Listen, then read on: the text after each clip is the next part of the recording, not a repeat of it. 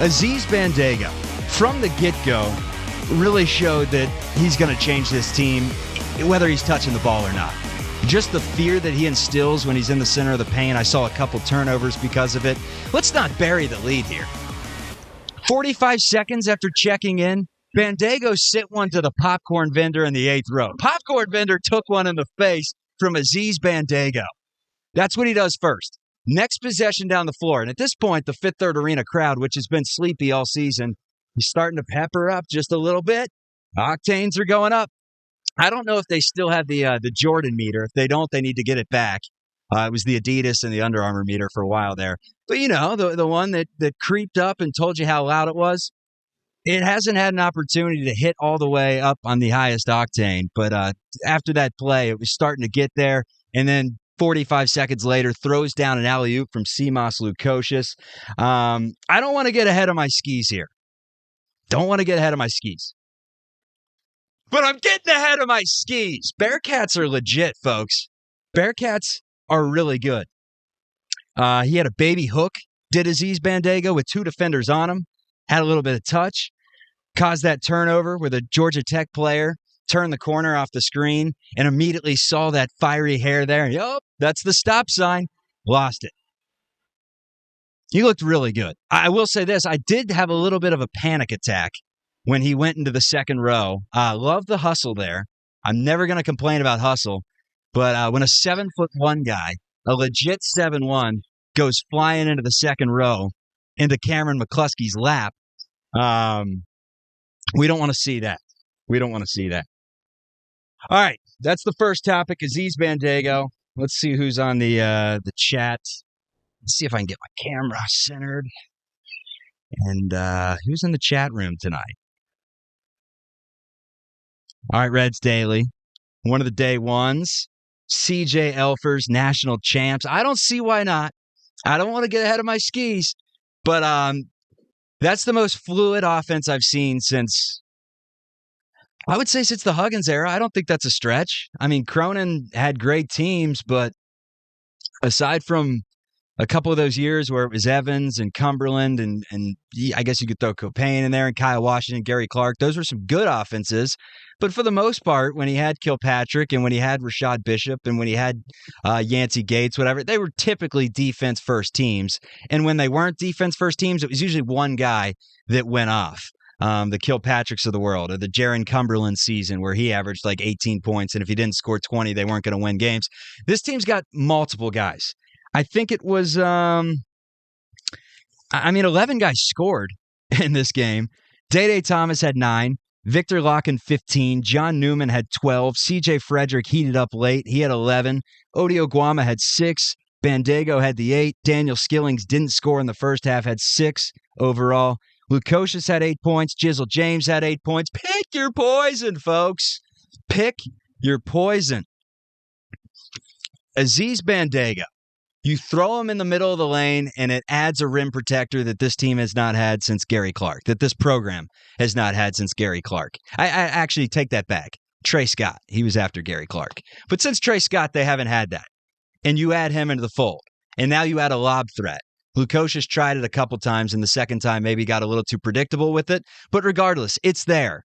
It's a decoy. Lukosius throw up that little floater. He had a couple of them, and that's a weapon. Second half, everyone starts shooting the ball. It was one of the, I can't remember the last time that a UC team was having that much fun and making the faithful have that much fun. It was bucket after bucket. They were ice cold to finish the game. I think with like 8-9 minutes left, they had 80 points. They finished with 89. Played a lot of the walk-ons late, and CJ Anthony got some time, actually scored some points. But anyways, the great Bandaogo. The great Bandaogo. Add him to the mix. Cincinnati looks great. Topic number 2, Wesco. Dear Wes, I'm sorry for all the things that I've said. I'm sorry, Wes Miller. A couple of weeks ago, I said it was malpractice to go after Jameel Reynolds and Aziz Bandaogo and not have either and go into the Big 12 with neither of those guys. I would have to imagine with our fearless leader, Dave Yost, on our side, that Dave Yost is going to get the job done, and at some point, Jameel Reynolds is going to play basketball this year. And you add in those two bigs to what the team already was. Like, I thought Cincy already looked better than they had the last few years with how stagnant the offense was. And this team showed signs tonight of being elite defensively. But you add in Bandaogo, I really like what Wes Miller is doing with this year's team. No doubt about it. I don't just like it. I love it. I love it, folks. Was never worried about the culture. Never worried about Wes the person. He goes up there after games, says all the right things. His guys love him. The players that did transfer, the Mikey Saunders, the Mason Madsons, the Micah Adams Woods, they all had good things to say about Wes. The culture, the movement, there was never a question there. But I did wanted to see some results. And I'm quality control. I'm not a paid staff member, but I consider myself a volunteer intern. Quality control. I tell it how it is, and I'm telling you right now that Wes Miller is doing a damn good job, and you know he's going to hold these guys accountable. They already look so much better than they did a few weeks ago, throwing in just one player into the mix, and you know he's going to hold them accountable. He was sweating during that halftime interview. He came out and he got an either-or question. He's like, well, I'm not going to pick and choose. I'm not going to rank them here, but I need to go take a shower at halftime. I'm sweating my ass off. I got swamp ass. Oh, no. I just got an error. YouTube is not receiving enough video to maintain smooth streaming. As such, viewers will experience, I would imagine it says viewers will experience a terrible viewing experience. And if that's the case, I'm pretty pissed off because I was rolling. I was absolutely rolling. Anyways, we're going to keep going and just hope that it's good on my end. And if this is terrible on YouTube, you can switch over to the audio podcast app as soon as this thing drops the morning of Thanksgiving. Happy Thanksgiving, Bearcats, 5-0. Complete team, though. They have everything. Shooting, rim protection, defense, the ability to at least be a great defensive team, which they showed in a lot of spurts tonight. Shot blocking, shades of being real good defensively. I love what I saw. And Wes Miller, I owe him an apology. He's done a fantastic job. Speaking of fantastic job, Victor Larkin started off the game 5 for 5 from deep. I mean, Victor, where did you come from? I think Victor Larkin may have hit 1 3 all of last year without looking at any box scores because I have a life. I'm not going through all 30 box scores. I'm just going to proclaim this to be true. Victor Larkin had 1 3 last year. He hit 5 of them today. Looked unreal out there. And now he plays the 4 with Aziz at the 5, and I get it. Aziz didn't play a ton tonight because they were just mixing him back into the rotation. I would imagine, here, I'll pull this up, how many minutes Aziz got in this one. They don't even show it on ESPN. That's too damn bad. That's too damn bad! I can't give you Aziz's minutes total, but I would imagine, again, just stating it. This is fact. He played 17 minutes. Played like 17 minutes.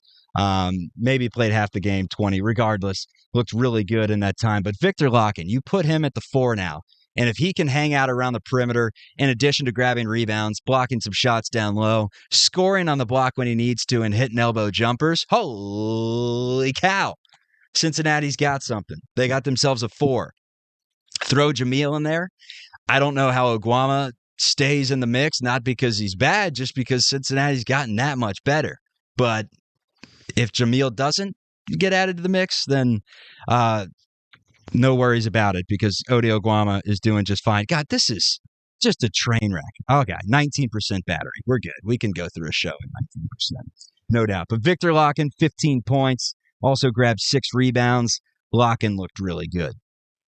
Day Thomas showed abilities to put the ball on the deck and create his own shot in addition to knocking down a 3. Jizzle James did the same thing. So now you have point guards that can create their own shots, which we have not seen a ton in recent years. Adams Woods wasn't creating his own shots for the most part. John Newman knocked down a 3. Looked good again. Great defensively. Newman had 12 points. Then C.J. Frederick, he starts hitting 3s in the second half after he and Dan Skillings combined for 0 in the first half.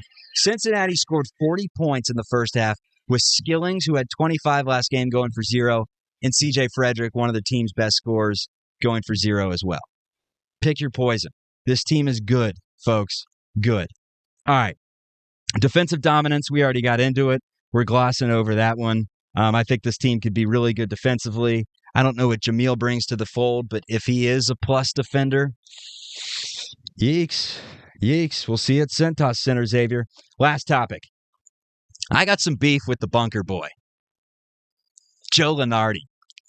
Brackets. I'm pointing you out, baby. You got Xavier as the last team in right now. I don't care about that. Cincinnati's not even in the mix. They're not the last 4 out. They're not the next 4 out. They're nothing. And you put that out after Aziz was eligible. You call yourself a bracket expert?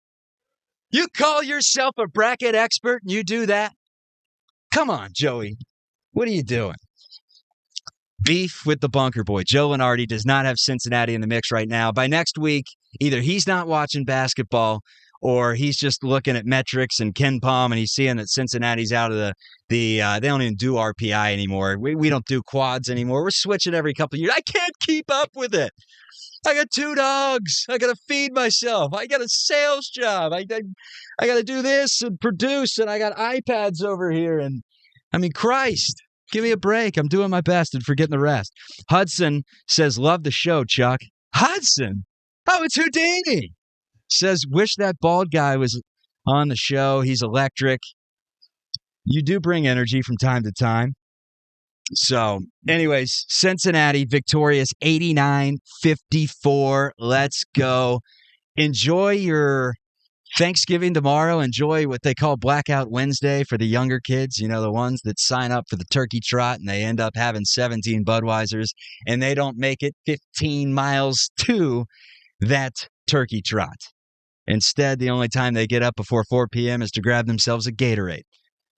I will not be doing that. I'll be responsible tonight. Maybe one cocktail at home, a little cheese and crackers. I'm in Central Time, so it's only 8:23 for me. We're going to finish this show soon. I'll get it on the audio podcast app. Share it with your friends. I'll be on YouTube as well with Houdini after every single game, except for the games that Houdini doesn't feel like going to because he's in downtown Chicago at Butch McGuire's taking Rumplemans with his buddies. Come on, Houdini. 89-54 final score. Let's update that. I had 89-51. That just goes to show you that I'm attentive. I do the right things. Next up for Cincinnati, the Howard Bison in Washington, D.C. This is actually their only road game, Cincinnati's only road game in all of 2023, or at least this half of 2023, this season's installment of 2023. They don't hit the road after this one until BYU to open up Big 12 play on January 6th. And I guess they hit the road to Xavier and they play a neutral site game. I mean, leave Cincinnati. They don't have to pack their bags. They get to sleep in their own beds. They get to get themselves some Woody's pitchers after these games. If they're over 21, and quite frankly, you shouldn't be having all that sugar. If any of the players are watching, don't get that sugar. Just get it on the rocks, baby. Get on the rocks. It's not going to hurt you. Be a little astute. You got some fifth-year seniors on this team. Be a little astute. So the Howard Bison up next. They're not good. Georgia Tech beat them. Georgia Tech, as Houdini says, dog shit. They stunk. They absolutely stunk. Cincinnati rocked them. Florida Gulf Coast is after that. Then it's at Xavier. Saturday, December 9th. Big-time game. Let's go. Chatterbox Bearcats, everyone. Thanks for tuning in. Happy Thanksgiving. If you like the show, here's how you could show thanks to me for staying in and doing this for how long we've been on the air. 16 minutes on a Wednesday that feels like a Friday. You could throw it 5 stars on the podcast app, subscribe to it on the podcast app, throw a like here, subscribe to Chatterbox Sports, subscribe to the Chatter podcast. Just do it all. Do it all while we have you. Anyways, Fetters, thank you. Reds Daily, Hudson, Chicken Genius. Chicken Genius 420. We love you, Chicken Genius. And everyone that tuned in on this Blackout Wednesday to a knockout blow from Cincinnati. Thank you. Bearcats 5-0 on the season. This is Chatterbox Bearcats. Have a great day.